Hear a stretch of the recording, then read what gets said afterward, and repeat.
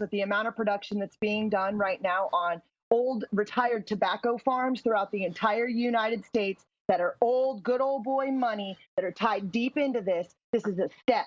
Tobacco and alcohol want in, okay? Granted, the pharma's going to get it first. Tobacco and alcohol fucking want in, and they're seething. They're just sitting there fucking foaming at the mouth.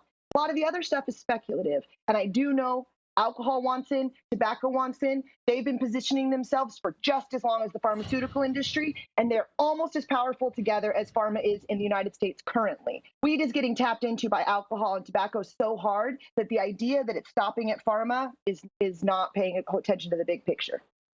Exactly. I think Nicole's really captured it. And that's partially why we're looking at that 5 milligram proposal on the hemp side, because they are going to try to figure out how to mass distro, make their money the way they always have, let pharmaceutical take over Delta 8, Delta 10, and all of those cannabinoids, which I'm not for it.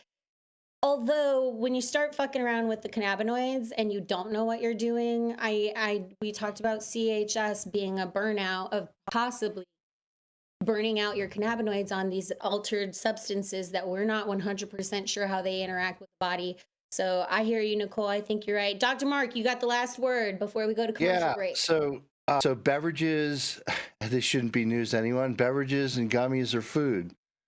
Food produced by large companies and factories that need to be regulated by the Food and Drug Administration.